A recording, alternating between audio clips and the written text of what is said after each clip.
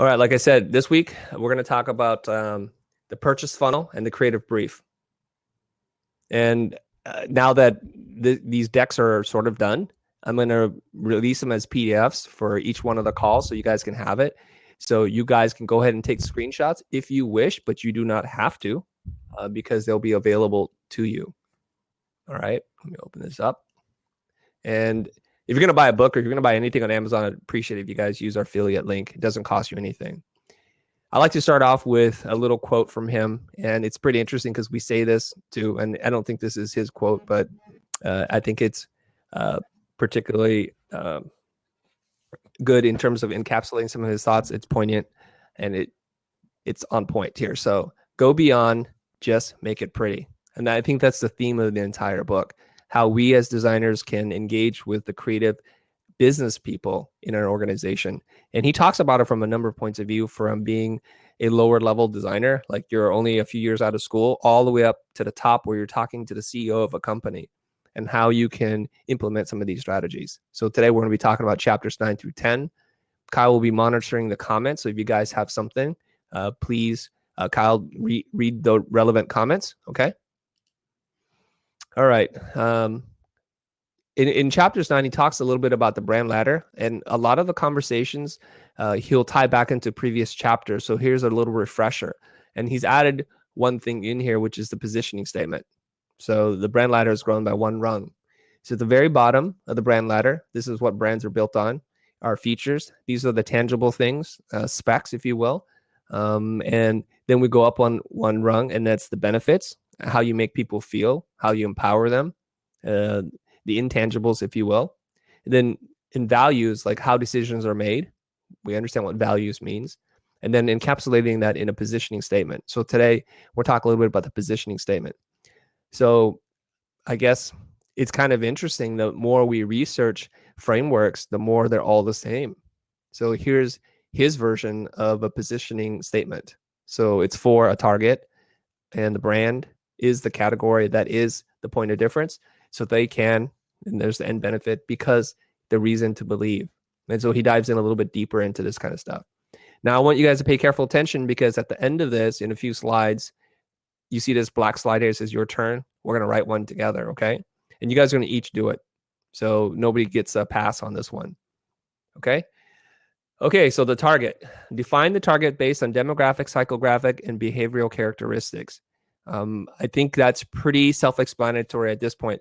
Some of us use these terms incorrectly, and I want to talk about that. Demographics is typically what people in marketing refer to. This is age, sex, income level, occupation, all the kind of things that you can look up and measure. Okay? Psychographics are totally different, and they're more valuable to me than demographics. But the way I do the user profiles is I start with the demographic, and that helps me to kind of establish something so that we don't start from nothing. And then we move towards psychographic. And the psychographic is your opinions, beliefs, and values. Opinions, beliefs, and values. So if they're conservative, then that would be a political party affiliation, certain brand affinities, whatever. Like if they're into yoga, so opinions, activities, interests, all those kinds of things. That gives us a much more complete picture of who they are. And if we're to understand the target market and the user, we really need to empathize with them. That's the key. Okay, so behavioral characteristics are part of that. How they behave, what they value. Okay, then we move on to the brand. This one's straightforward. It is exactly what it sounds like. This is whatever brand you are working on. So that's the name of the client. So in this case, it would be the name of your company, because we're going to write one for you. So for a particular user, the name of your company is the category. So we're going to move on to category. So frame of reference or category of business. This is interesting. So the example he gave is that BMW could be described as a car company, or the engineers of the ultimate driving machines. In his opinion is, if you, the more unique and interesting you write this, the better it is. So just don't fill it in like they make motorcycles. They make loud, obnoxious motorcycles for Harley Davidson.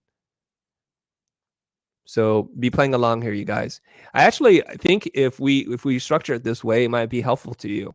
Let's just do this together right now. Okay. Each one of you guys whip out a piece of paper and pencil or pen, or open up whatever digital app you like to take notes with. Okay. And we're going to do this so that we don't have to refer back to this.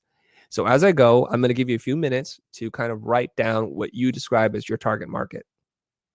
Who's your user? Okay. And we'll give you a few seconds or minutes to work on that. Okay.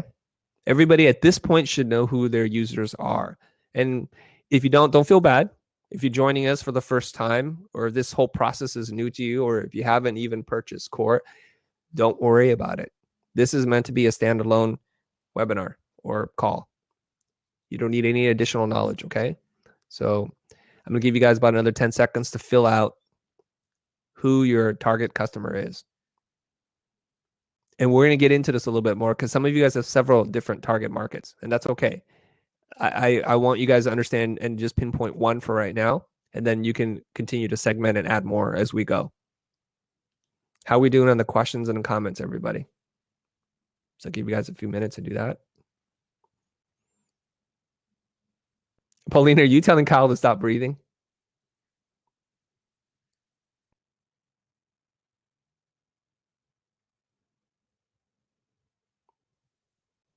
Maybe.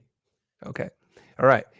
Now the brand is you. This is really easy, except for some of you don't know what to call yourselves. There's a lot of debate and discussion going on. It's with multiple people. So this is a theme that I'm seeing, in that some of you guys are stuck on your name, or should it be a company name, or what brand you should build, and you want to manage two brands. It's a lot of work. My suggestion on this, and if you're still trying to figure out your company name, is figure something out, commit to it for the next 10 years, and just move on with your life.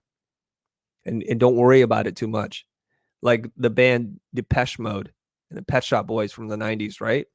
They just stick with it. It's totally okay. I don't know what Coldplay means, but they just stick with it. And over time, you'll craft meaning out of it. The key things that you need to think about the name of your brand is it easy to pronounce? Is it easy to spell? Is the URL available? And will you get tired of it? I like names that have multiple meanings and can be interpreted many ways, all of which should be positive, of course. So you have to be culturally sensitive.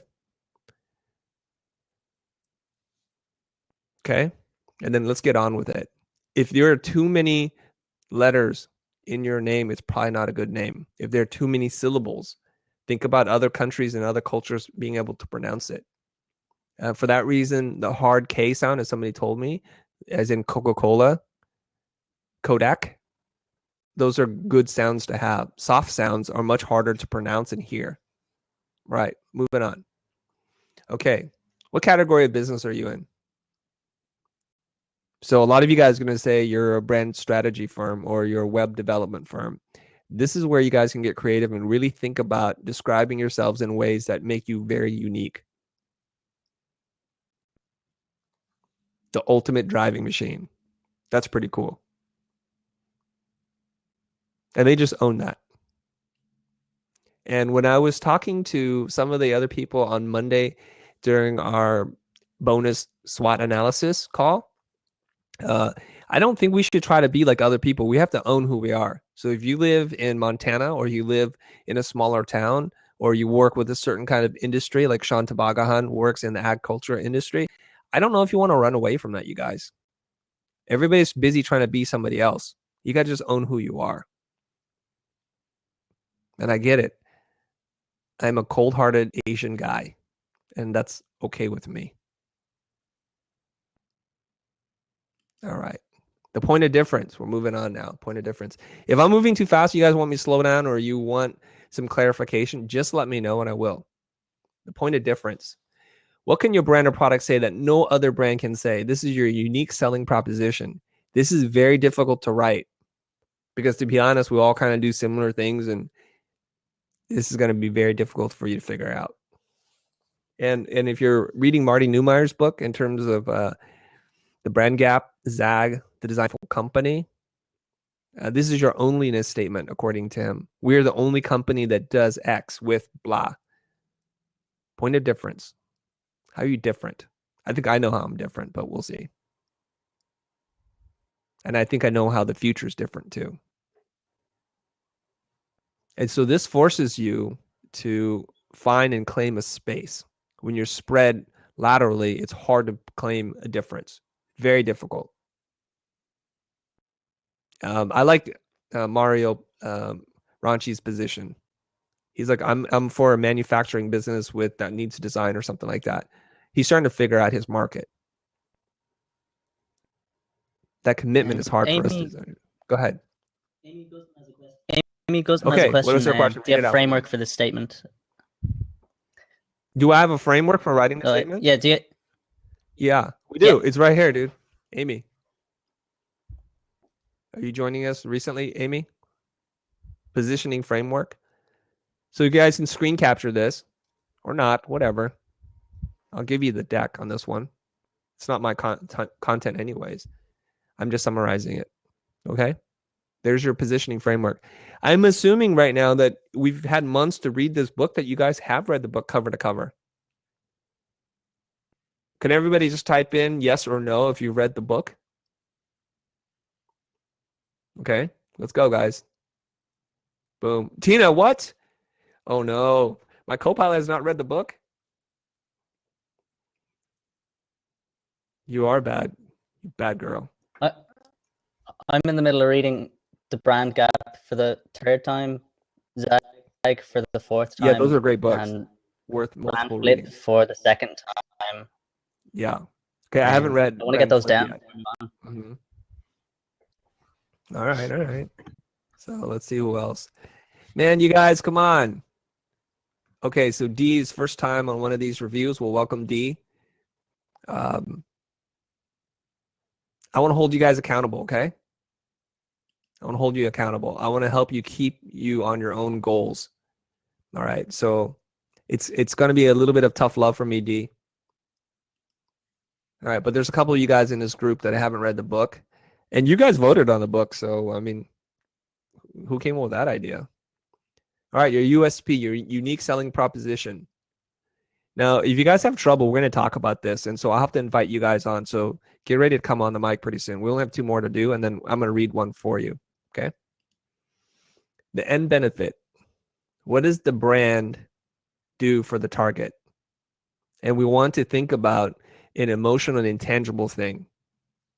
On our last call, we talked about how call waiting is a nice feature, but never missing a call is the emotional benefit. He gives a lot of examples in the book, and since it's relatively early for me, and I've always, I'm always running on not enough sleep. I don't think my brain's fully awake yet. I'll remember another one for you guys later. Or if somebody's following along in the book, we're in chapters 9. So if you guys can scan that, if you have that in front of you, maybe my co-pilot can do that while I'm doing the talking. If you scan in the book on chapters 9, on chapter 9, I have to run upstairs and get the book. Okay, go get the book and come back. And then maybe you can provide some additional commentary. Because, yeah, it's been a little while since I've read the book. I had to reread the chapters, of course, to try to summarize it for you guys. Okay, next. The reason to believe. This was a little bit different than what I thought. And I have some differing points of view, but the point of this book review isn't to share my point of view, really. It's to go over what the book says.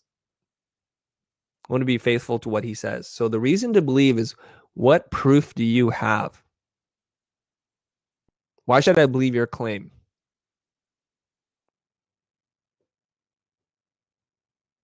What is it about what you've done that makes it so that you can claim what you say? A lot of us can claim things, but we cannot back it up. This is why it's important for you to speak to the truth of who you are, your market, your background, all those kind of things, because you can back that up.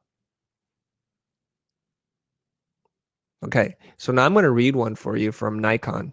Okay, and he wrote this, and he's like, it's not great. I'm not a writer, but he applied the framework. Okay, so I'm going to take a look at the framework again here. Let me duplicate this for a review. So it's for a particular target market. Then the brand is the category. The point of difference, that's your unique selling proposition, so they can feel something. because this is why I can claim that. Make sense, you guys? Okay, if not, just say no, it doesn't make sense. Amy has another question. Amy, fire away. You It's can just read do it. you write the statement with the client, or do you do it after the core session by yourself? That's an excellent question. I've tried writing in front of the client before, and it's very stressful when there are 10 people looking at you as you try and jam this thing out. And I'm not a wordsmith. I get by. And so my recommendation is if you have a partner in any sense of the word, they can continue the clients on the next exercise, and then you write this. And then by the end of the meeting, you'll have a couple ideas and you can share it, because it's going to take a while for you to hammer this thing out. And Douglas talks about this in the book. He's like, don't expect to write this in one sitting. Most of the times I've been able to do it with the client, but it's kind of stressful.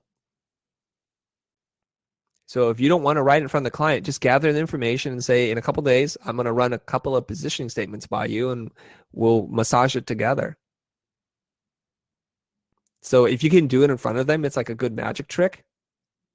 And I'm not sure if the ta-da moment, the reveal of the positioning statement, is worth the stress level, and also that they think, wow, you just did that in 5 minutes, so that's how much it's worth. A lot of people think like that. Like, oh, you just did that. They don't understand that it took a lot of thinking, training, and preparation to get to that moment. So it's a double-edged sword, you guys. All right. So now you guys take your turn, and we're going to share, okay? And I'll invite you guys on one at a time. Or you can just write it in the comments, and I will read them, okay? So you guys write your positioning statement. Okay, there's the reminder again. Man, I'm just so many reminders. Then here's your checklist. Is it clear, strategically sound? Is it on brand, on strategy, and on message? Okay. All right. So we're going to spend, I don't know, 5-10 minutes to do this part of it. And let's get going.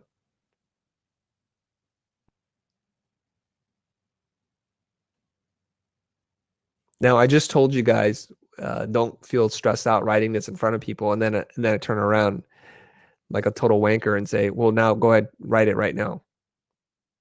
That's kind of cruel and ironic, I guess. So let's do it, you guys. Should I turn on some music or something? You guys want to listen to something while we do this? Okay, let me pull up Spotify and see what kind of jams I got going on here. Let's see if it works.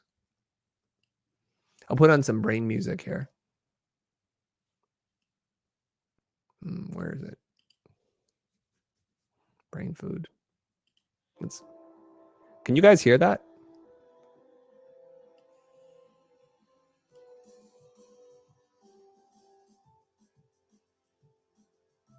Okay, I'm going to give you guys 5 minutes. So it's 8:26 a.m. So I'm going to give you to 8:31, okay?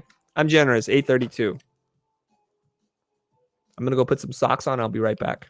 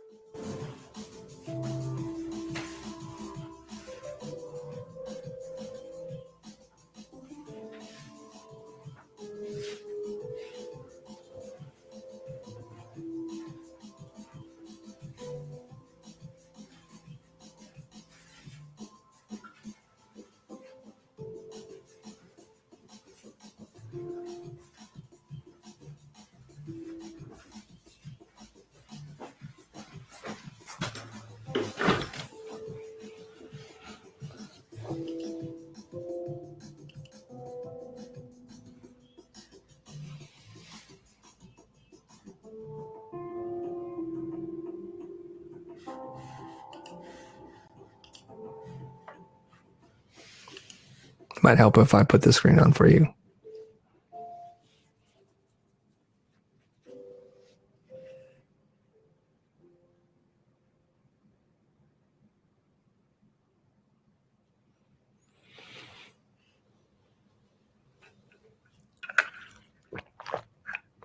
So Amy, hopefully if I'm talking, I'm not disturbing you guys. Do they ever wonder what we do with this position statement? Yes, they do. They do. And they often ask, is this our tagline? Is this how we write our copy or what? And I said, no, a positioning statement is internal facing. A tagline is externally facing. This is to help everybody in the company know what it is that we do. And that's the important part.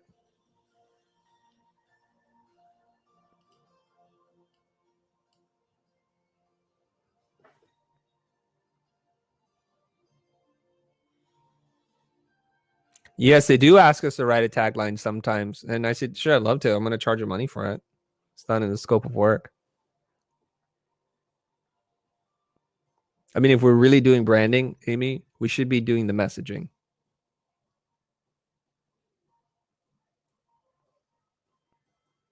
Because, you know, I think if we just stick with the design parts, we're limiting what we do.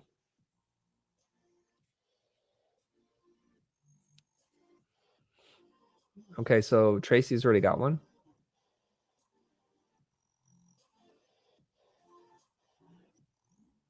Okay, so I'll turn the music off while I read this. Well, Tracy, I'll wait to read yours until we get a couple more in, okay?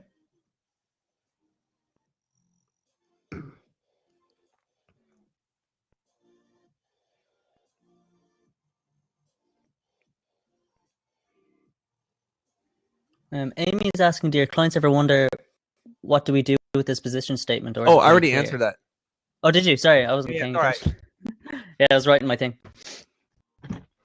Okay, category. Good question. Let me bring it back to category here. Category is just like what, where is it? Brand. Here it is.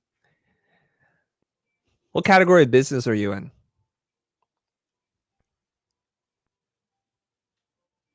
So you can say you're a graphic design firm or a hand lettering logo design company, whatever it is that you want to say.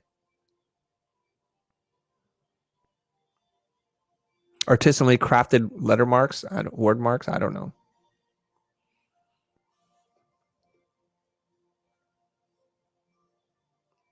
Hopefully that explains that part, Amy.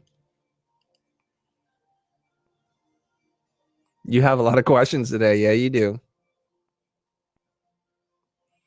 No, I'm not telling you to go out and buy product. You know, to be honest, I don't really care. You guys are a part of the group, and I'm grateful that you're here. And I think that's a wonderful community that we're building.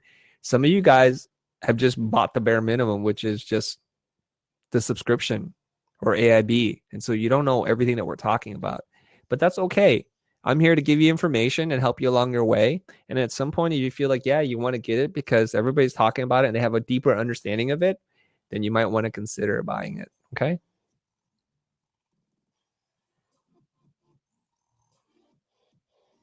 So we got our second one in. This is exciting. So we got Tracy and we got Christian, and we got another minute or so, you guys. So put the finishing touches on this. Now, it's not meant to be perfect, but I want everybody that's on this call with me right now, the 26 people that are on, to post their positioning statement. Okay. And it won't be perfect. Oh, did Tina do it too? Yeah, Tina did it too. Okay. Tracy, Tina, Christian. I'm missing about 23 people.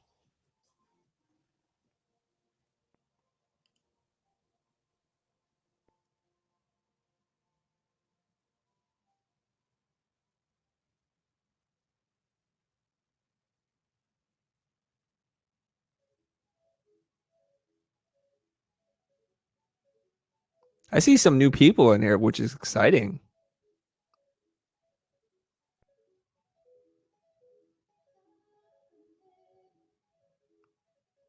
Let's see who's new here. I think Kang Win is new.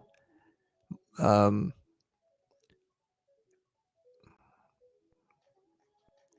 I'm not sure if I feel like I've seen your name, but I don't know if you've ever participated before. So welcome. And if I'm mistaken, I apologize. Serena, have you been on this call before? I think you're from Europe somewhere, right? I remember like somebody bought it like in your company for you, maybe. Here comes Mario. Good.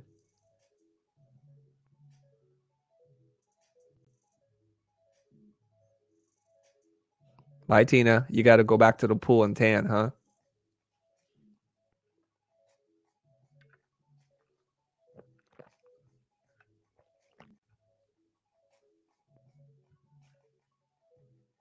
All right, guys. Time's up. Everybody, post your thing, please.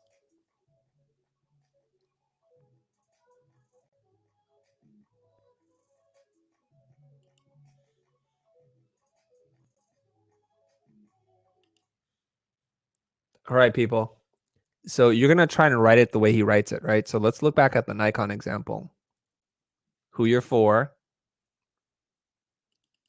Let me pull up my palette here. So his articulation of this is pretty long. That's who he's for creative professionals with an eye for capturing and sharing beauty. Of course, Nikon is the brand. Then they're the digital point and shoot that delivers a window to their world.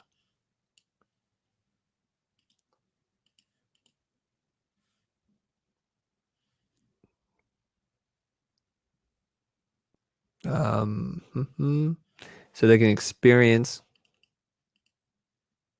deeper connections through a shared perspective.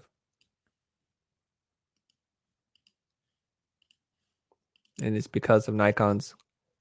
And this part where he kind of repeats himself. Nikon's 100-year history of developing new technologies that allow you to capture and share your experiences in their purest form as if you were there.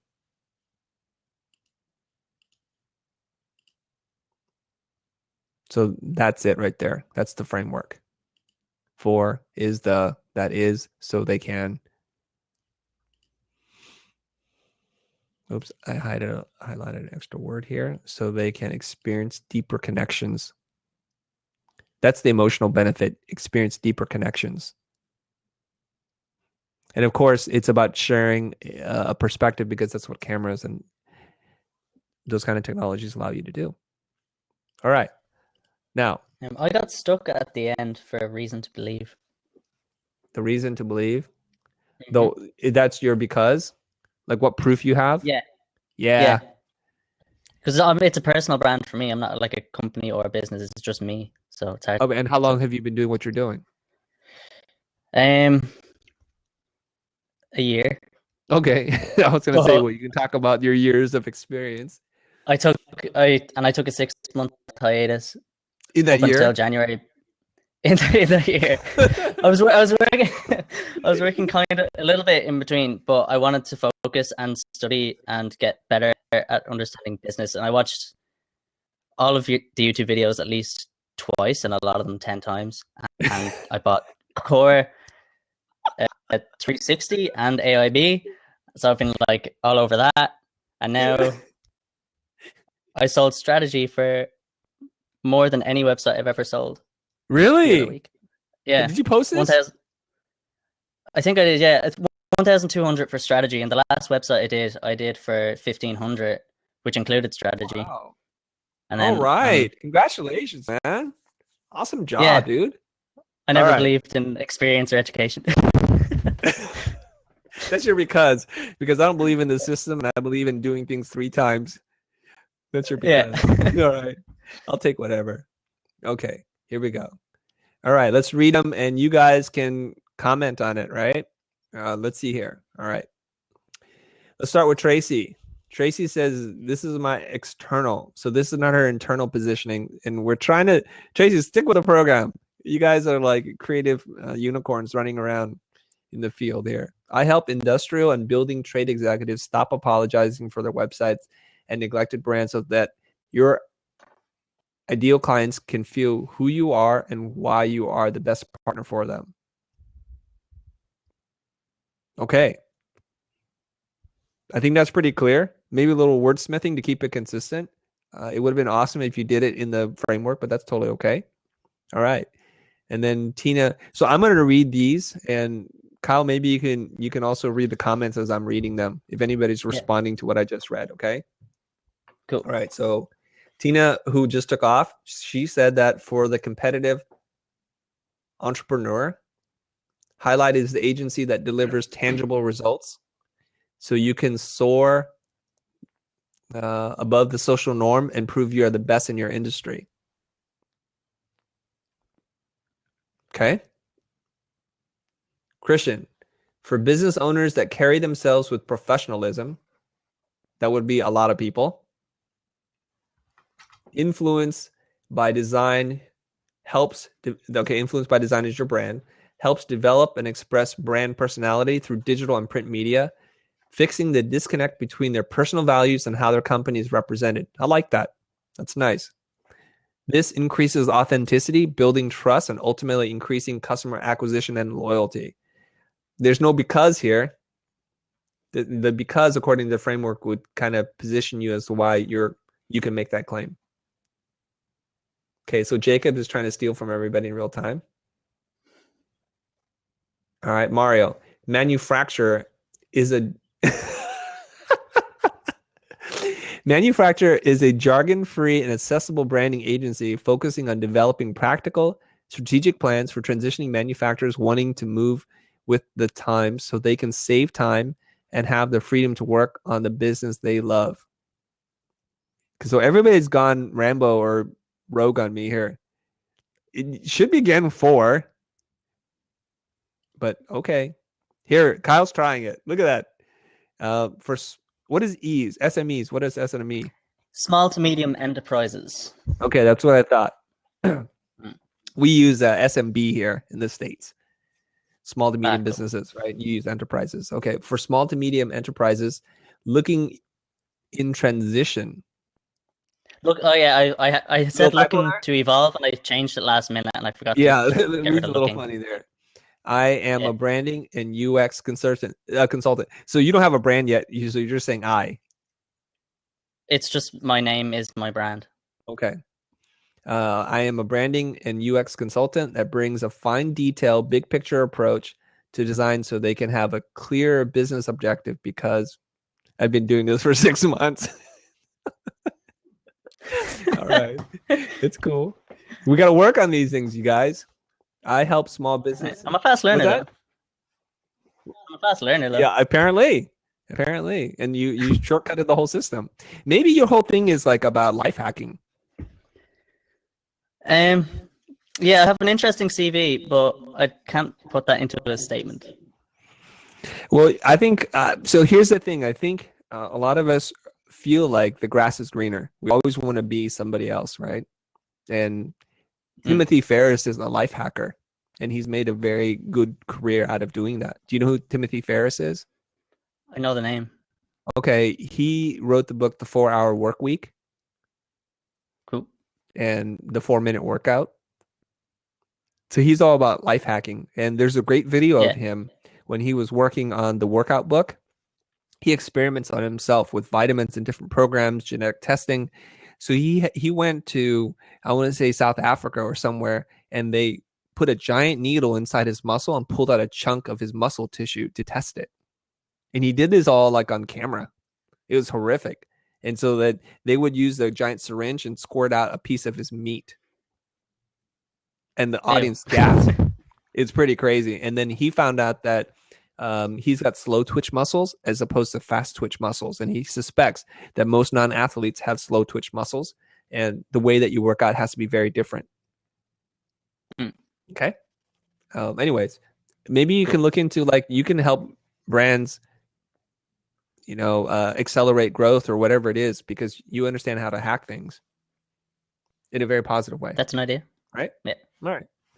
Thank you. Kang says, I help small businesses find and connect the dots for solving their business problems so they can push their business to a new level. Okay, that's clear, very succinct, but not necessarily following the framework, but that's okay. Okay, Daniel Montgomery is following the framework. So let's see. He's for ethical, design-conscious organizations. I like that. That's super clear. Ethical, design-conscious organizations. Why not? Everybody would want that client because they love you and they treat you well. Tangible Ideas is the agile branding agency that offers a fresh and collaborative approach to brand design so clients can feel confident in their branding by aligning their values and achieving a greater sense of clarity. Very nicely done, Daniel. I would like to ask you to maybe take out the word branding and just write what that means to you because you've used it several times there, okay? Catherine, for business, another person is following the format. I know when it starts with 4, people are paying attention. I like that. All right. For business executives and entrepreneurs, that's a lot of people. so maybe add an adjective in there. Oh, okay, who want to transform the world. Now, I know that because I've talked to Catherine before, she's very much into companies that have a, what is it called? Conscious capitalism or social impact. And so maybe those words have to make it in there somewhere. Watershed, that's our brand, provides cultural impact. Okay, there's the word. Advising, cultural impact advising that promotes tangible social change, helping business leaders enhance their legacy of contribution. She says, where I'm stuck with this statement is how to fit it in the reason to believe component. I think for you, your reason to believe is your background. First of all, don't you have like a PhD or something, and you do a ton of research and writing? And maybe you can talk about the things you've done on a voluntary basis, for organizations, so that there's proof in the pudding, that you're not just using it as a kind of a marketing ploy. Your story needs to be authentic. Serena says, I'm from the Netherlands. It's 5:30 p.m., so it's hard for me to really join, but I'm trying to keep up when possible. All right, that's cool. Okay, I don't know how to say your name. Is it Vilde? Vilde Serena? Okay, 4 resourceful entrepreneurs that value uniqueness. Cult Bira, cool agency, paints a stage and delivers a spotlight in the digital universe. That's very creative in the way you wrote that. I can visualize that. So they can climb the steps towards realizing their idea. Because of Cult Bira's young minds, we can rethink conventions. Okay. Whew. I think I'm going to have to take a pause here, and we'll read through the rest of them later. I see that there are a lot in here. Okay. Yeah. Okay. Still Okay. more coming in. Yeah. They just keep coming in. Good job, you guys. So this is the first step in you understanding your own brand and your own position. It's not easy to do. And so here's the recommendation. Perhaps you do this with somebody else, because it's hard to write about yourself. Kind of narcissistic, right? Okay. So I'm going to focus back on the keynote here. If anybody wants to join us as the 4th person in the conversation, just let me know, and Kyle will let me know, and then I'll add you guys in. Okay.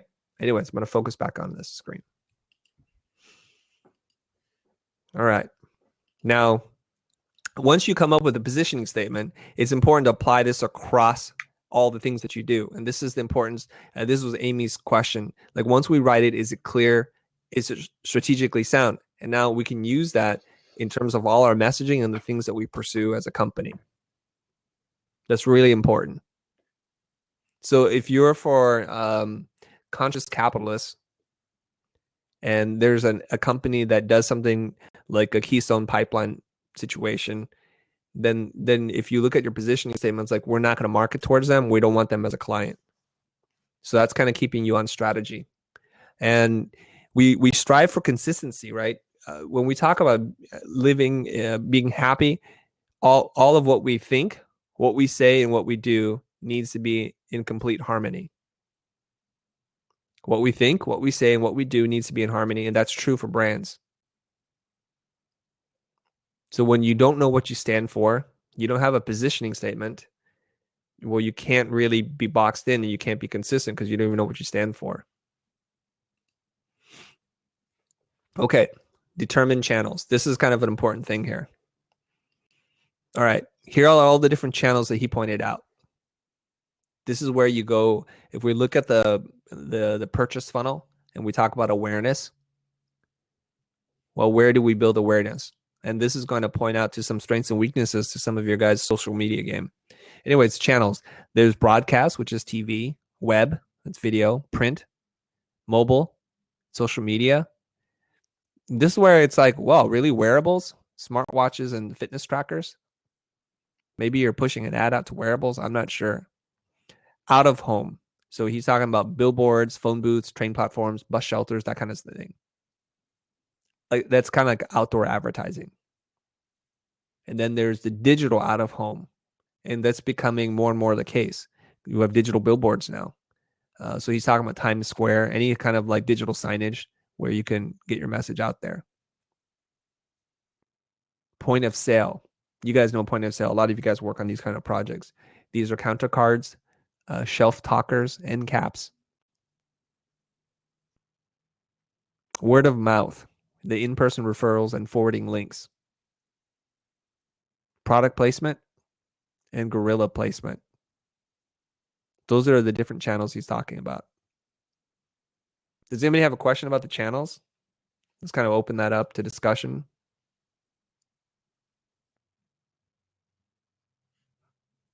I like what Serena said. If you don't stand for something, you'll fall for anything. That's a good quote. Okay, no questions. Let's keep going. And this is where now it's time to make some decisions where we have to choose the best mix of channels based on your knowledge of the target's media consumption and business objectives. So part of you guys building a profile of your customer has to be, where do they get their entertainment and news source from? Where is it? Is it on Twitter? Is it on Facebook? What time are they looking at it? What are they looking for? Those kinds of things. So you can design your conversion or purchase funnel or user journey to best suit your target. And this is a new area that we haven't really delved into in terms of the core kit. And so I think Aaron Pearson is working on an expansion module to think about and frame where the media channels are and how you can use that when you're facilitating with your client. Okay. So he describes the purchase funnel a little bit differently than the way I understand it. So his whole thing is, these are our goals in the purchase funnel. So there's awareness, research, and engagement. So he's like, if the goal is for engagement, you want to generate ideas that will get likes, tweets, reviews, and forwards. So Ben Burns and I, we did a sales and marketing workshop that's going to be released as a course. And we describe this and explain this very differently. We look at it as a user journey from the beginning to the purchase point, and then the life and the relationship you have with them after the purchase. So he describes it slightly differently. So if your goal is awareness, propose mass media touch points, out of home, broadcast, print, radio, etc. Okay. And just a point of difference here is when I say awareness, I'm talking about everything, social, outdoor, everything that you can think of. How is somebody going to find you?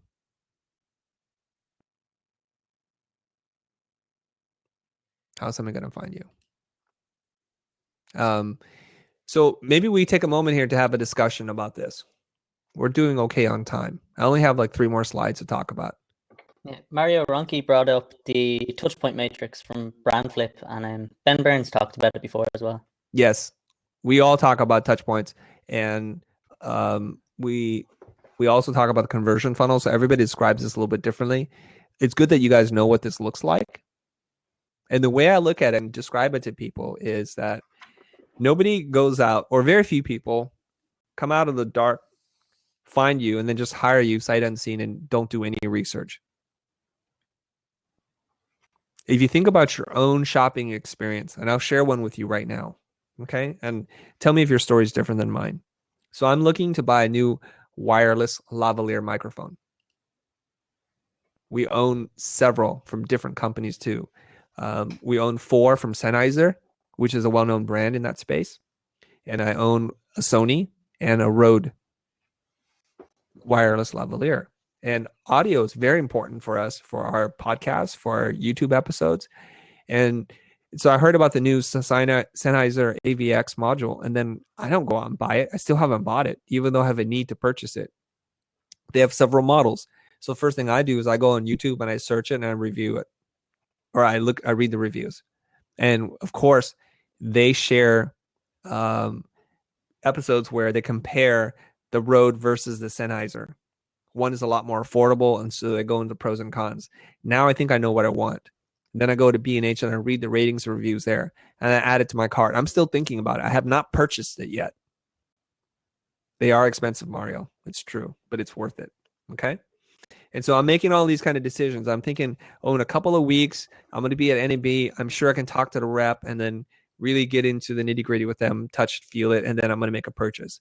So this is a $1,000 purchase. It's about $800-900 for the one that I want, which is still relatively cheap to the units that cost $3,000. That's really expensive. So even for $1,000 purchase, I'm researching, I'm reviewing, I'm going back and forth. I'm really thinking about this because although I can just go out and buy it, I just don't want another piece of junk hardware. Okay. So now when somebody hires you, and Kyle just got hired to do some strategy work, and they're going to pay him $1,200. And so you got to think I have of no it portfolio, by the way. with no portfolio and how they did it and all. So, No website, no sales deck. and you're still able to sell it to them? Yeah. That's pretty incredible. We'll get into that in a little bit. Okay. Good. So Jacob say he's currently researching a new laptop, and we're just thinking about it, guys. Like, what touch points are somebody going to have to go through to make a decision to go and hire you? Where are you? What are you saying? Those are very important things, guys. And most of you guys rely on one single touch point. What single touch point do you guys rely on, Kyle? My personality. That's not even in the funnel, dude. So I Carrie know. says referral. Okay. Most of you I guys have a way of explaining this to my clients. Pardon me? I have a different way of explaining the sales funnel to my clients, or touch points. Yeah. You know what? I'm going to invite Amy. I'm going to invite a woman on screen. So I'm going to invite Amy right now. You don't have to turn on your camera, Amy, if you're not camera ready. So let's, while I'm waiting for Amy to join us. So a lot of you guys rely on your website. Some of you guys do social media. And then the question is, are you doing it correctly? And correctly is only in, are you getting the results that you want? This is not some universal objective standard. The only thing I can say is if you're getting the results that you want, then you're doing it correctly. Word of mouth, footer links. Okay. I'm seeing about things come in here. Word of mouth. Okay. The word of mouth is dangerous. You know why? You can't control it. It's hard. Okay. Referrals. So I'm going to share a little story with you guys. Amy, are you on? Yes. Can you hear me? Totally. Super loud and clear. Oh, good. All right. Do you want to jump in on the conversation? Yeah, I went to the restroom real quick. So what are you What are we talking about? Yeah. Oh, great time for the restroom. We're just talking about how you're building awareness and the different touch points that you're focusing on in order to get a client to buy from you, basically. What's worked for you? Like you wrote something, you wrote one thing that's helped me is to map out my customer journey. So let's talk about your customer journey. How's it working for you right now? Well, I meant for brands that I've already purchased from. Oh, I see. So like what made me become part of the Future? Like what made me choose this gym over that gym, or what made me sign up for that class? Okay, let's talk about that a little bit then. Okay. Yeah, We have and a lot of new people really map coming out in. the full journey, and then even map out like what didn't I buy from some brands. Right. Now, are you using that same kind of lens to look at yourself? Yeah. And yeah, I kind of have a funny problem. So I've been really kind of dissecting this conversion share your problem. So when I first started my business, I got on this whole Pinterest strategy, and it really worked. I have over 11,000 followers. So I get a lot of traffic from people click on like my designs, and then they come to my website, or they'll click on a blog post image, and then they'll come to my website. Oh, we just lost Amy. The story is getting really good. What happened? And her mic was really clear too. What happened, Amy? Do I need to get you back in? Yeah, she's in the chat there. Yeah, she's. Let me close her out. Let me invite her back in.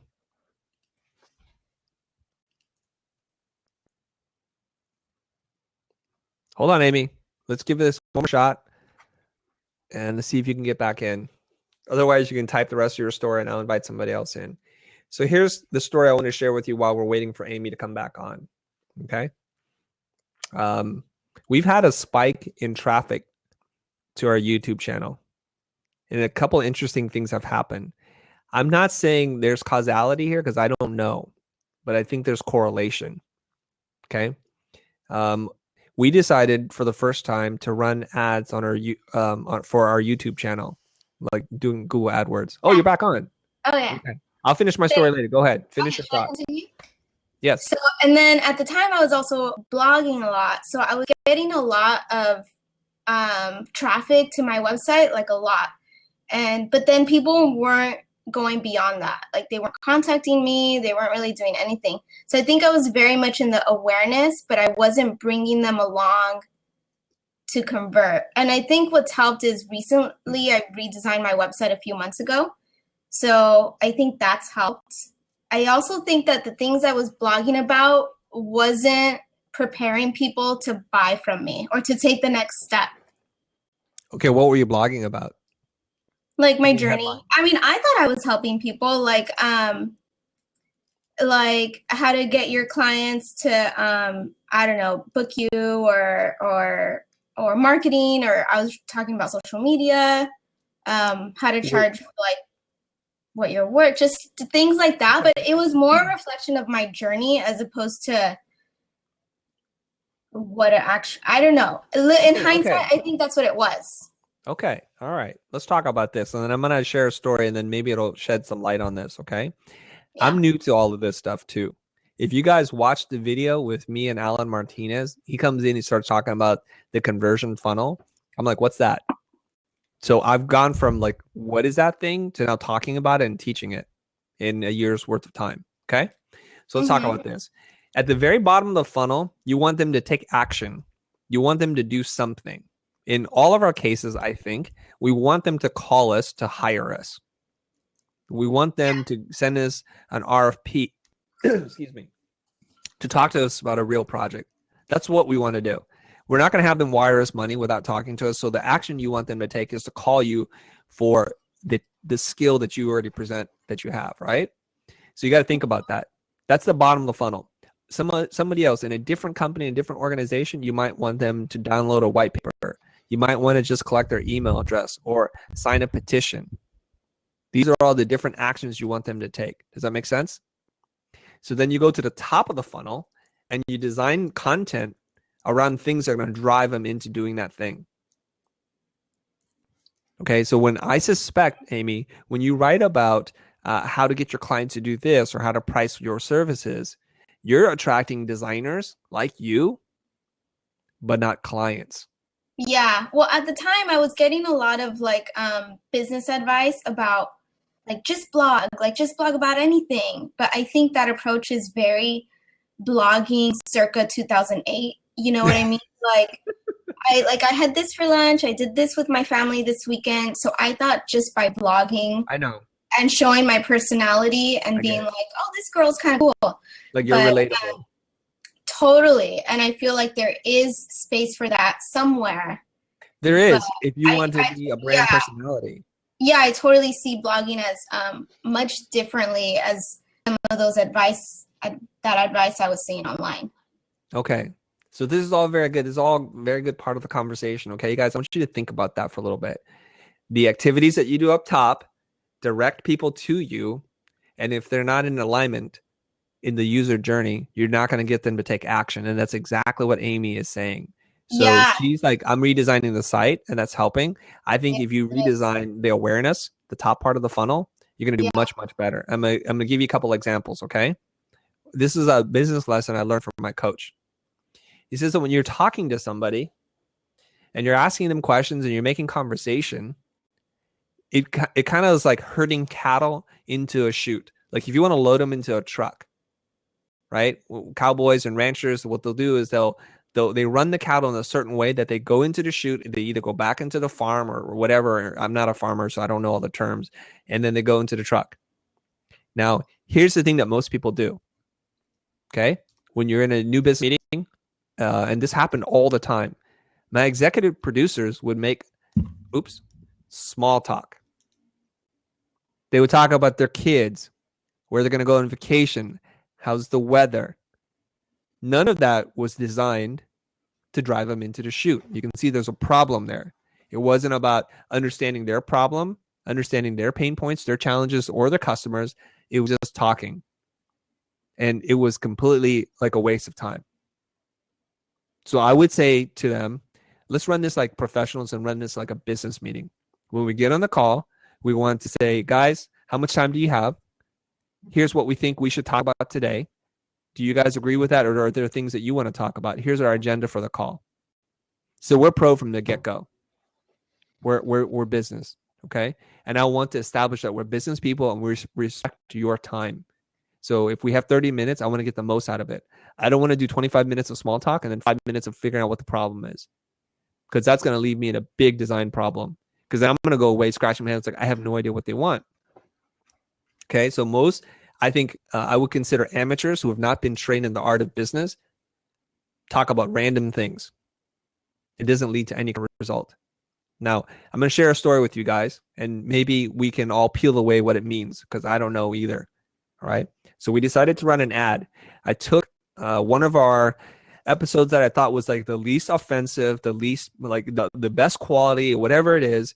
I try to figure out one episode, and that was like how to price design services. And Amy, you were there for that workshop.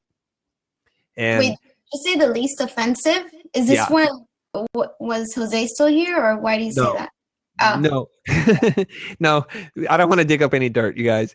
I'm just saying that some of our videos because you guys still like use some profanity. Just be yourselves, basically. Yeah. So some of our videos get some hate. It's because the mic was weird, or the squeaky marker was going on, or they don't like me, or they don't like Jose, or whatever it is. So I'm just trying to find one that I'm like, let me put some advertising dollars behind this. Okay. It turns out that one of my interns, Mark, he used to work at Google selling AdWord campaigns, running multi-million-dollar accounts. So he helped me set up one. So we ran a Google AdWords campaign for $30 a day to promote that one video in the YouTubes, right? So if you don't know anything about our channel, you're searching for some random things, and we have keywords and all that kind of stuff set up, our video will pop up, and we're bidding against big companies and big people trying to take the same ad space. Okay, so we just let the campaign go. And I'm trying to figure out $30 a day, it's not that bad. I mean, over a long time, it'll add up to be quite a bit of money. And then 2 things have happened since then. And like I said, I don't have like causality, like where I can talk to the person and they say, yep, I saw that video and now I'm talking about it. But it's no coincidence. Now check this out. All of a sudden, my Instagram starts blowing up. Okay. Like I was at about 2,000 followers, and I got to 3,000, and I got to 6,000 really fast. And when I log in every day, I get about, 15 new followers. That was my rate. That was a good day, 15 followers. So I log in one day and I get 60 followers. Like something's going on here. I check again in 2 hours, I get another 80. And then by the end of the day, I'm like, I have 400 new followers in one day. So now, I'm not stupid. I'm trying to figure out like what's happening. What is happening? I trace it back to this Instagram account called Logo Inspirations, and they have over 350,000 followers.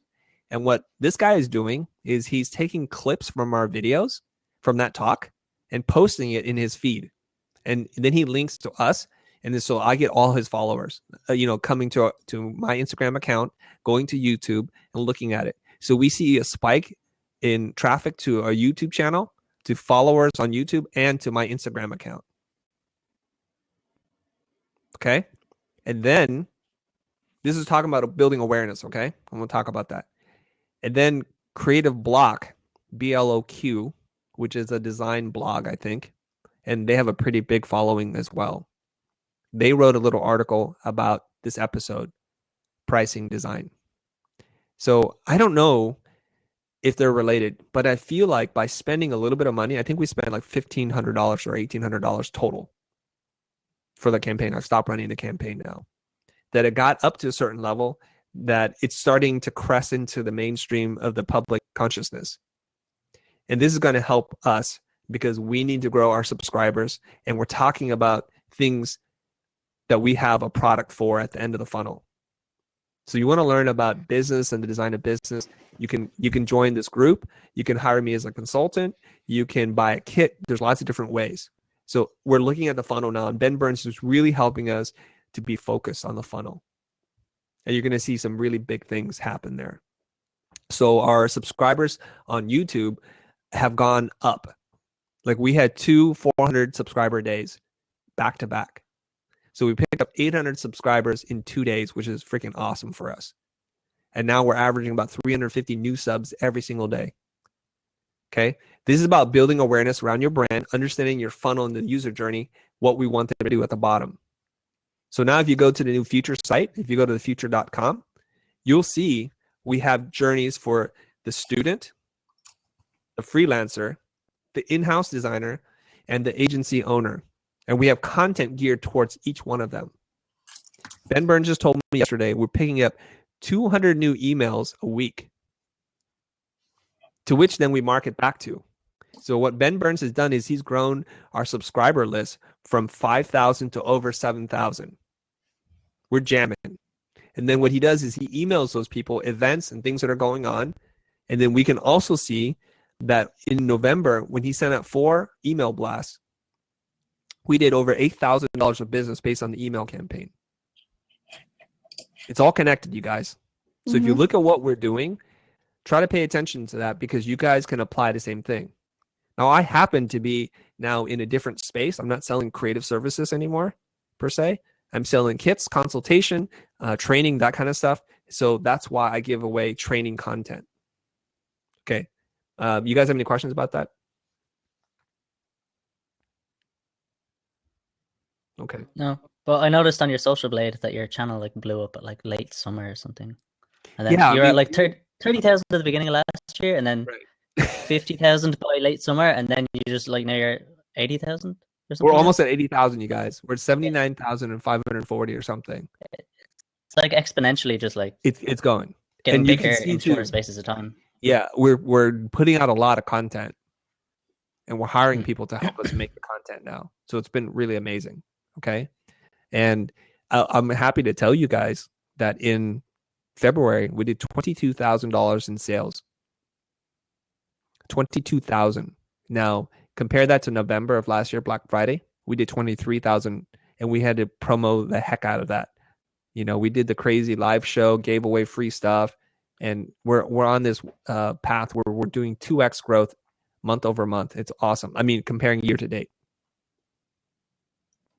Okay, cousin Marlene, you told it I lost you. Ask me a question, cousin Marlene. Do you want me to bring you on with your horrible mic? Okay, I'm talking about the awareness funnel, okay? Now, you guys need to start thinking about how you're talking to people on multiple touch points, about delivering value to them so that they come to you and there's a conversion at the bottom of the funnel. What are you doing? So when that's all in alignment and you're consistently thinking about that user journey, you're going to do really well. You guys want people to call you. You want people to... Am I cutting in and out, you guys? That's what Carrie says. But you guys can hear me or no?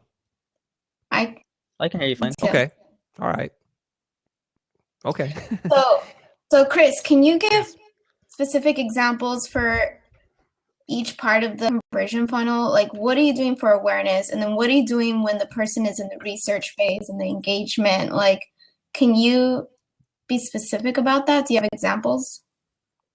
I do. Okay. No, or So what? What are you going to say? Well, you are addressing each point I in the am. journey.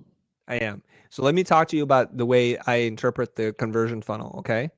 So from awareness, people are going to find us through the YouTube channel. They're going to find us on the Facebook group, on our podcast, on my Facebook page, my personal, like my business designer page, me speaking, lecturing. I'm out there. I'm on different people's podcasts to let people know about us. So I'm bringing in different audiences from all over the place, right? And if you collaborate with other people that have a big audience, there's a good chance that you'll catch some of theirs and they'll catch some of yours. And what we're doing is we're giving away stuff like the personal branding kit, where it's a worksheet. And I've got 2 or 3 more that I'm working on that we just give away for free. And then people sign up for those things. The personal branding worksheet had over 1,000 new emails come into into the Future. So lead magnets and things Lead like magnets, yeah. Lead magnets, okay? that. So now they know about us, and some of them become curious, and we don't do a lot of hard selling. It's just if you want to check out the links, you go to our site. And up until recently, we had no site, but I'm going to show you the site, okay? Load it up. Okay. It was all based on the old school site, and we're migrating off that, so that site's going to be shut down pretty soon. It'll be forwarded to this. So I'm going to close this video, share a screen, and I'm going to share this screen here. It's going to get a little trippy, you guys. Look at that. And then I'm going to go to here. Okay, so this is the new Future site. Okay, so if they become curious, they're going to come here and they're going to, we have a whole welcome. They can start here, and we have the different user journeys. Okay, we talk about our philosophy, our why, what makes us unique, what our beliefs are. That's all what this page is about. Okay, so if I click on the start here at the very top, we have the different user journeys here. Are you a student, a freelancer, an in-house designer, an agency owner? Let's pick one. The one that's most popular is the student. So we can go here.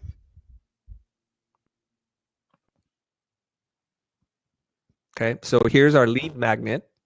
Kyle, you going to say something?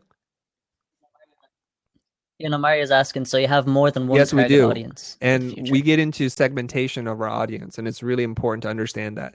And I mentioned that earlier. It's also in the book. If you want to talk about audience segmentation, that's very important.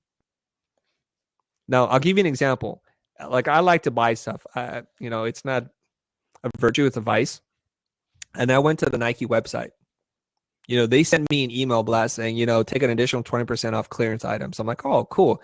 I think there's something I wanted to buy, but I didn't want to buy it at full price. So here I am. So they're sending me an email.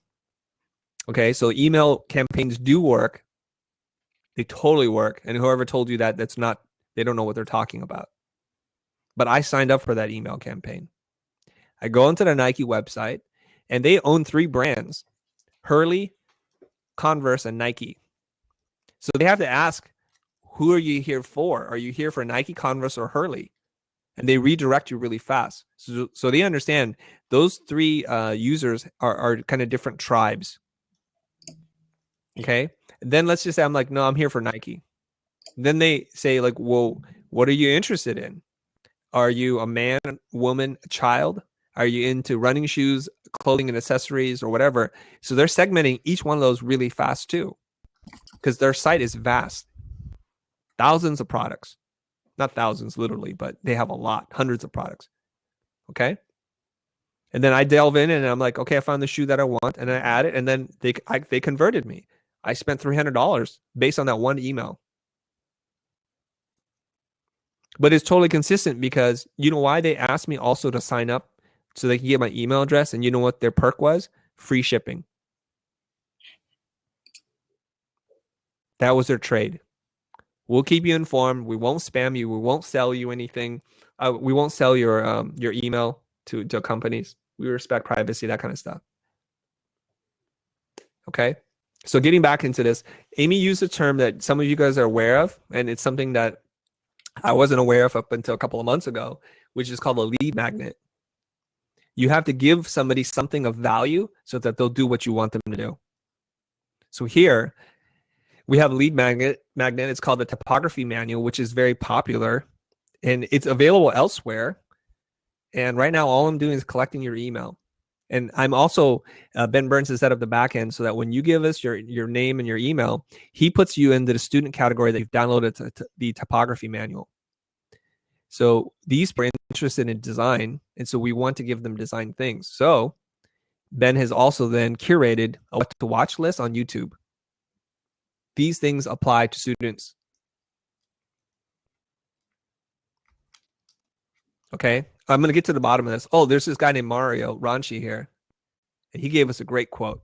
So this is a testimonial. When people are looking for validation and social proof. They want to see real people say real things. There's some spacing issues here we got to work out. That's a horrible rag. Okay. And then we have things on what to read. And these are blog posts that we made about lead generation and how to build rapport. And before you design something, the 3 questions asked before asking for the sale. Now I'm going to share with you guys in a very transparent way what's happening. And if this is boring, I apologize. If you guys want to ask questions, I'm happy to. You see this one right here? It says 3 questions to ask before asking for the sale. Oh, before I get into it, I'm going to click on that in a second. You'll see what to hear. Ben has also selected 2 iTunes episodes or 2 podcasts to listen to if you're a student. This is different for each one of these customer types. So I'm going to click on this, read more, 3 questions to ask. So this is the conversion funnel, the purchase funnel designed to a T. Okay. And you see this here. So there's a graphic. And you know who made this graphic? Ben Burns made this graphic. And then you know who wrote this article? We hired a writer to write this article for us. What she did was she watched an episode we asked her to watch and to scrape the content and turn it into an article. She works offsite somewhere. She's super affordable. And now I have a piece of content that has SEO capabilities because it's written and not in a video form. And so this is it.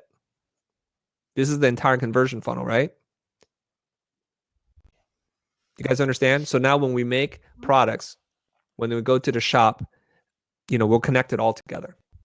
All right, let's go back to our conversation. I'm going to close this screen down.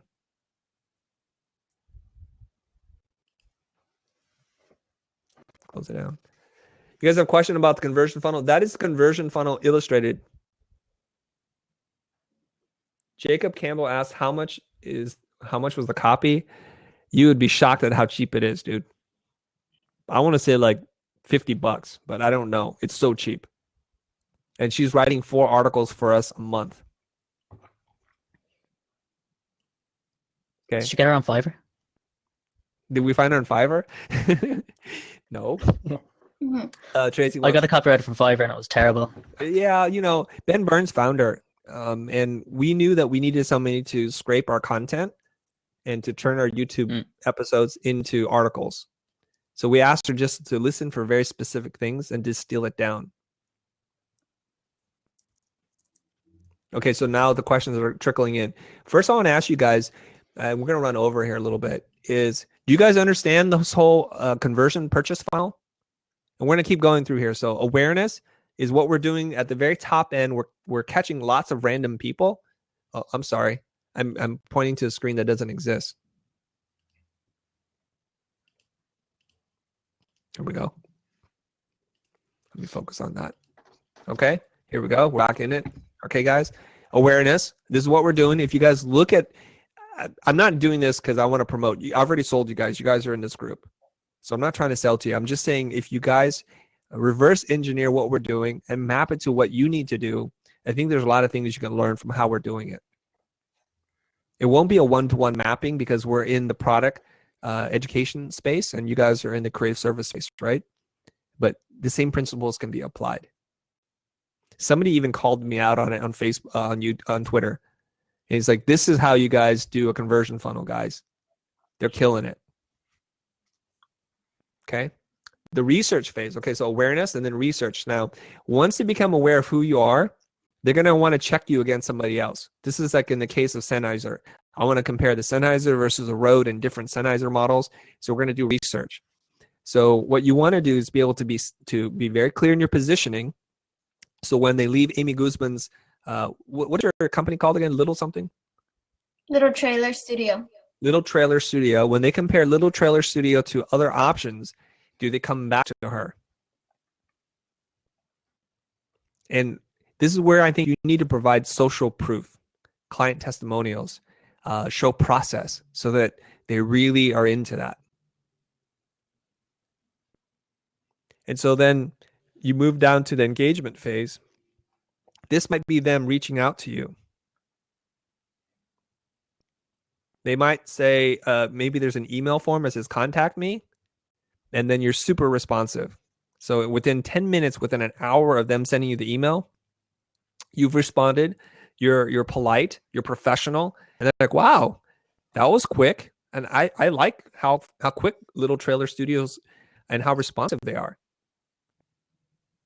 And then you guys talk about a project, and then you're into the sales part now, and you're gonna close the sale. You're gonna convert them into becoming a customer. This is what you wanted them to do. So the engagement part is probably either following you on Instagram or on Pinterest, and then making that call or sending you an email or filling out a form to talk to you. Once you do the sale, this is life after the sale. This is where it's really important, the post and advocacy. The post part says, did Amy do what she promised that she would do? And believe it or not, that's mostly what it's about in terms of delivering client satisfaction. So for $4,000, did she give me the logo, the identity system? Was the process smooth? Was she professional? And she was smart at advising us. She didn't try to sell something else. She didn't pawn us off on her B team. I got what I wanted, and I'm happy. The last part on the conversion funnel is advocacy. Is if you go above and beyond, if you do what I practice and preach a lot, which is under promise and over deliver, and then you empower them, you help them to get results, they become advocates for you. They share. So how are we doing that with the Futur? Okay. You guys have already been converted. You've already purchased something. That's why you're on this call. Okay. So this is the life afterwards. So a lot of people comment to me and they say like, wow, Chris is still really engaged. He's still responding to all the comments and he's still putting out and continues to deliver value. And if I don't, then people leave the group. Now, how am I going to make you guys become advocates for us? Some of you guys are already advocates for us. Well, this is how we empower you. Ben Burns and I are setting up an affiliate program. Okay. You guys have drank the Kool-Aid, several of you. Kyle has. He bought everything and now he's starting to sell stuff and he's making money. He's making more money on strategy than he did on the website. That's empowering for him. So he's a believer.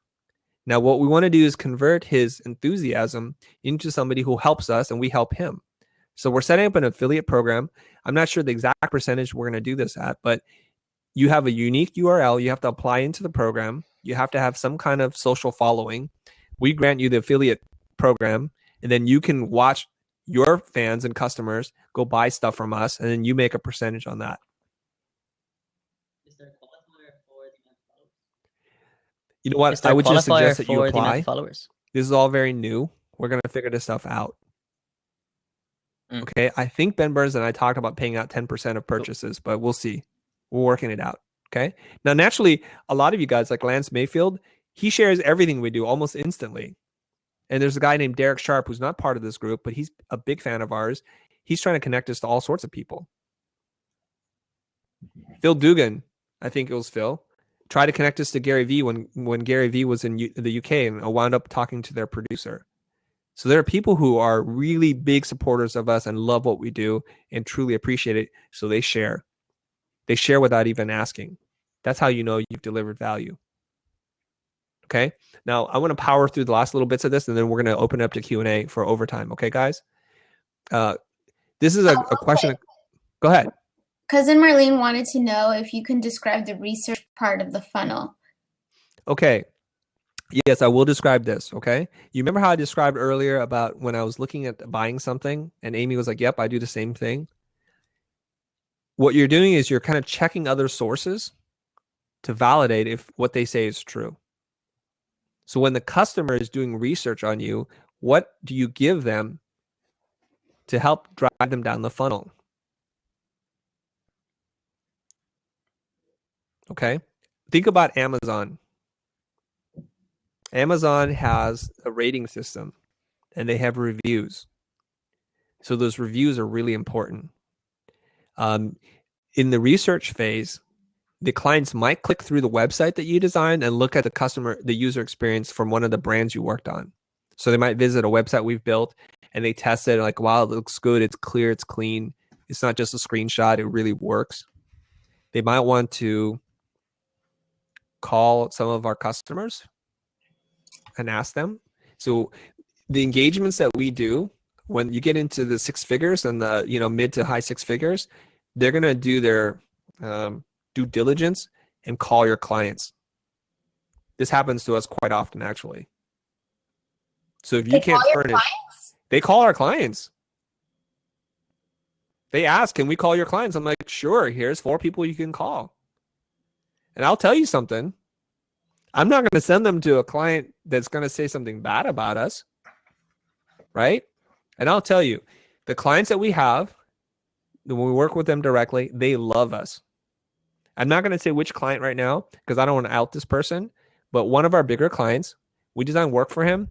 And after the client called him, he's like, Chris, your client called me. I'm like, yeah. He goes, if they don't buy from you, I would just be totally surprised. I sold the heck out of you. I talked about how great you were. I even inflated numbers, everything, because they're big fans of ours. When I told them how much we paid, I added a 0 to it. Which client of yours does that for you?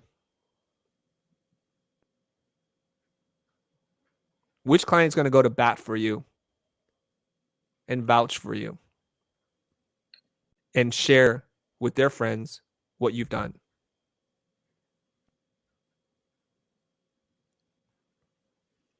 So if you're really delivering on stuff, this is going to happen. I have wonderful relationships with my clients where I can really call them up and say, oh, you know, I don't remember what we said we're going to charge you for this. And then we have a whole conversation about it. I'm like, oh, that sounds a little bit lower than what I remembered. He's like, what did you remember? And I say, it's this amount. He's like, yeah, it's fine. Don't worry about it. I'll pay you that amount. That's how my negotiations go. Okay. I hope that helped with the research part, but think about it, you guys. All you have to do is become aware yourself of your own purchasing decisions and what you do, and then make a note of that. And then compare that to when somebody arrives on your site. And if your site is from the 90s, cousin Marlene, you got some problems. Okay. All right, let's finish this part out. And then I'll do Q&A, guys. I'll stay on like an extra 10, 15 minutes here, okay? Just sit tight with me. I want to finish out this one strong. Okay, so is the client always right? And you guys get this all the time. So a lot of people say in customer service, client is always right. And in the design world, the client is always wrong. So there's got to be some middle ground. So here's a different way of asking or responding to that question. So instead ask, what's right for the target on behalf of the brand? Now, a lot of people say this, but they don't really mean this. And what do I mean when I say that? A lot of people say, like, oh, their brand would be so much better if they did this. And they're using their own value system, the designer's value system, to make that statement. It actually has nothing to do with the client. It has nothing to do with the client's customer. And I'm sure at one point in time, some of you guys have been guilty of this or may still be guilty of this. Oh, they made the campaign so ugly, or they totally butchered this thing. You're just using your standards. So what Douglas is trying to teach us all is to have an objective standard and to focus it on the customer's needs. And I say the customer, not the client. Okay. Last little bit. The need for briefs. So why do we do all this kind of strategy and discovery? And here's why. All right. So when you go do discovery and you gather all this information, this is what you do with it. You give the creative team a realistic view of what their advertising needs to and is likely to achieve. So you know what the goals are. Okay. Second, it provides clear understanding of the people that their advertising must address. This is all the user profiling that we do. 3, it gives clear direction on the message to which the target audience seems most likely to be susceptible. Once you understand who the users are, the customers, you need to speak to them in a language that's native to them, that feels authentic and genuine, and that's valuable to them. This is a big one, you guys. And you need to be where they are. That's all about the channels. What channels should you target? You guys understand that part? Okay. What did I write this for? I don't know. I'm going to skip that. Oh, there it is. I know why. I meant to delete it. Okay, so here's a quick checklist here, guys. So when you're going to do discovery, you should go away with all these things answered. So this is your cheat sheet. I heard the screen cap. Mm-hmm. Must be me. Amy. Yeah, I can tell. Okay. You guys can take this just one slide and go to a meeting and make sure you ask all these questions. So I'm going to read them really fast and then we're going to be done. Okay. How would you describe the product? What are we selling? What is the assignment? Meaning, what's the primary and secondary objective you want us to accomplish? And be very clear about that. Another good question is, what is the background? Tell me about what's worked in the past and what's failed. I want to know the business history as it relates to this initiative. Whom are you selling to? This is the demo psychographic thing. And then defining the target segment. Tell me what's one key benefit. Boil it down. So what you can do is you can ask them what are all the benefits, and then you can reduce it down and prioritize in circle one. What are the reasons to believe? That's the question that we had asked in the position, right? What are the reasons to believe? Like, why can you claim this? Who are you? This is another really, really good question, you guys. What are the barriers to purchase that need to be overcome? Honestly, we could spend a whole call just on this one slide. And you guys are now angry at me. It's like, why did I wait to the end? It's just the way it worked out, you guys. What is the net takeaway? So when you're writing your campaigns, running or doing the website, what do you want people to feel and know about what it is that you're doing? Other ones that are harder to figure out is, what is the brand position? Are we the brand leader? Are we a challenger brand? Where are we in the market? Okay. What is the desired response? What do you want people to do? You want them to call you? You want them to like it? You want them to reshare it? You want them to fill out a quiz? What is it? Download a PDF? And of course, the easy one is, what is the timing? Okay. So if nothing else today, you guys walk away with this, take this to your next client meeting and ask these questions. You'll be much better prepared for the work, and you will establish that you're a professional. You know what you're doing. Okay. That is the official end to part 4. And this is the conclusion of the series on creative strategy and the business of design. I hope you guys like this. I think I'm done with this. I mean, there's several more chapters, you guys, but I think you guys are done with this too, right? Amy, parting thoughts, and then we'll go parting thoughts from Amy and Kyle. Go ahead. Parting thoughts on the whole thing? On our call today, or whatever. I don't know. Whatever you want to say. Let's wrap it up. Well, think about the conversion funnel, and yes. I want everybody to do an exercise. Actually, I'm assigning a little homework of a brand or product that you've purchased that you really liked, and talk about specifically, when did you become aware of them? What research did you do before you bought whatever you bought? And what was your specific journey in that conversion funnel? Okay, so I'm going to right now identify a recent purchase. Okay, you want me to share the screen while I type this, or does it? Yeah. No, you. Yeah. Okay, hold on 1 second. Share screen. Okay, so you guys can all see that now. Okay, can you guys read it, or is it too small? It's a little small. Yeah. No. Perfect. Okay. Yeah. Identify a recent purchase. Yeah. Right. Mm-hmm. Of something you really liked. Right. Yeah. Okay. And how did you become aware? Right. Mm-hmm.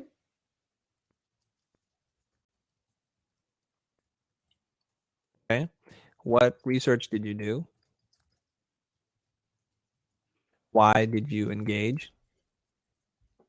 What made you take action? Okay. Then look at your own brand. What do you need to do to get the same response? Boom. What do you think? Yeah. So here we go. Here's homework, you guys. This is excellent. I'm glad you gave us some homework. Oh, okay. People like homework, so it's awesome. Identify a recent purchase of something you really liked. Okay. How did you become aware of the product and service? What research did you do? Why did you engage? What made you take action? Maybe we can add a couple other things here. Did the product, how did the brand meet / exceed your expectations? Did you share afterwards? Okay. Now I'm a weirdo, guys. I don't know about you guys, but after I buy a product and Amazon sends me something like, will you review? I review almost everything that I purchase. If they did a good job, I will spend 2 minutes, 5 minutes answering a survey or doing that kind of stuff. I don't know how many of you guys do that, but I do that. Or I'll post it online and say, guys, this was pretty awesome. I'm not getting paid to do that.